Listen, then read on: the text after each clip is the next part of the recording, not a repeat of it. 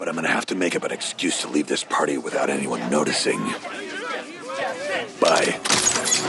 This totally should have gotten a sequel, and it almost did. Not just any sequel either. No, the second LEGO Batman movie was supposed to serve as an animated Justice League movie. Not excited yet? What if we told you it was supposed to be inspired by Boogie Nights? Yes, that Boogie Nights. I think heaven has sent you here, Dirk Diggler. Dirk Diggler. Stick with us here because it gets better. While Justice League members played ancillary roles in Batman's first solo outing in the LEGOverse, they would have taken center stage in the proposed sequel. It would have been called LEGO Superfriends and actually would have taken ideas from multiple R-rated movies. It was fun for the whole family. Are you having the 57th annual Justice League anniversary party without me? No. I think we can all agree that sounds pretty awesome. And yet the project is as dead as Batman's parents. So what happened to it? What exactly would the Super Friends movie have looked like? And who do we have to threaten with a batarang to get this thing into theaters? We have to right a wrong. And sometimes in order to right a wrong, you have to do a wrong right. Gandhi said that. To fully understand the gravity of what we've lost, we should first take stock of what we have. Because for a brief moment in time, the LEGO movie empire seemed as indomitable as any other long-standing cinematic franchise, and it all began with the LEGO movie in 2014. The double-decker couch, so everyone could watch TV together and be buddies. That idea is just the worst. When LEGO's version of Batman first grumbled his way on screen as Wildstyle's boyfriend, he swiftly became an icon. Relax, everybody, I'm here. Voiced by the always brooding Will Arnett, this grumpy and sardonic take on the character felt both fresh and familiar. By marrying the campy 1966 Adam West TV series with the brooding but still comedic 1989 Tim Burton movie, and filtering it all through the lens of the hyper-serious bat flicks we got after 2008's The Dark Knight, this version of the Caped Crusader was able to have it all. First try. The LEGO movie was released in theaters in February of 2014, and by October of that same year, it was announced that a LEGO Batman spin-off film had officially been greenlit. And Bat fans weren't all that excited, actually, at first. Batman's been on the job for a very long time. Considering a direct sequel had already been confirmed before the first movie even hit the market, did we really need a character-specific spin-off too? Quick question. What is your problem with Batman? And also, what the heck, dude? As it turns out, we did. Helmed by the first LEGO movie's co-director and animation supervisor Chris McKay, the LEGO Batman movie shocked suspicious audiences by being kind of incredible. It was every bit as creative and funny as the original movie, and it was a gorgeous pay-in to the art of 3D animation. It was in equal parts irreverent and respectful of the history of its source material. I've seen you go through similar phases in 2016 and 2012 and 2008 and 2005 and 1997 and 1995 and 1992 and 1989.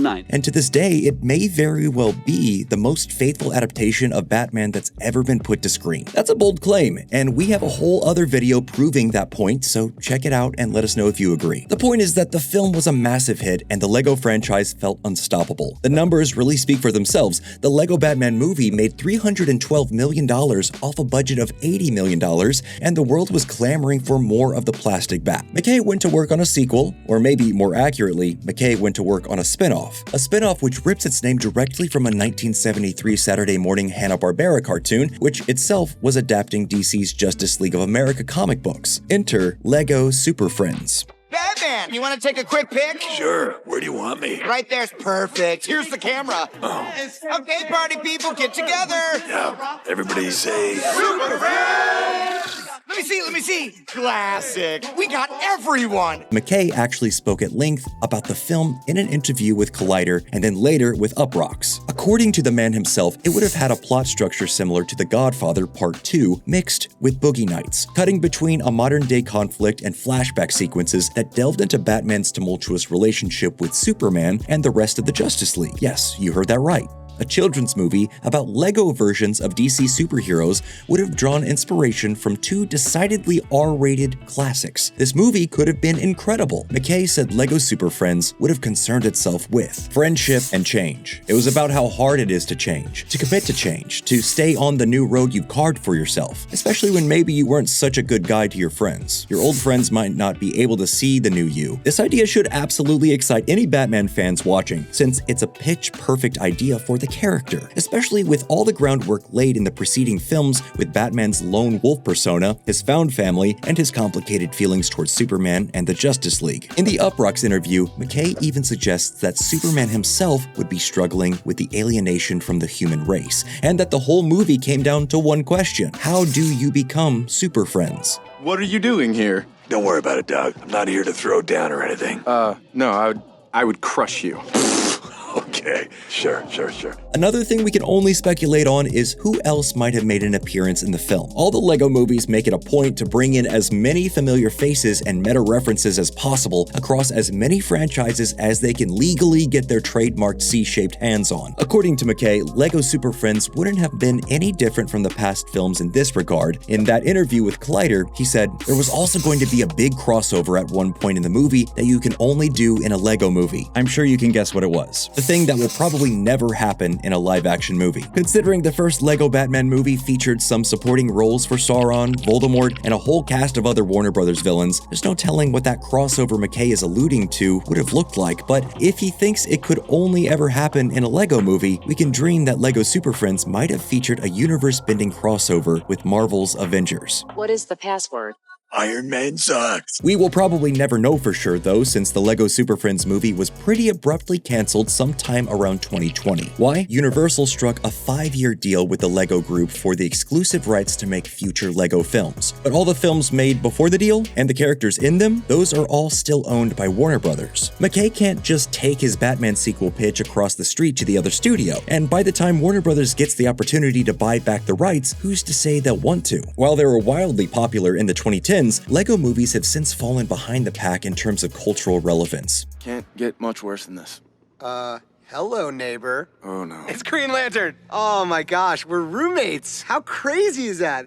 Does anyone have some kryptonite that they could give me? So far, Universal has only put out one LEGO-related film, and to perform so poorly, you probably don't even remember its name. Piece by Piece was an animated biopic about the life of musician Pharrell Williams, which flopped into theaters back in 2024. It's a documentary targeted at millennials, animated in a way that appeals to children, and only got a limited theatrical run and never stood a chance. You know what'd be cool is if, like, we told my story with Lego pieces.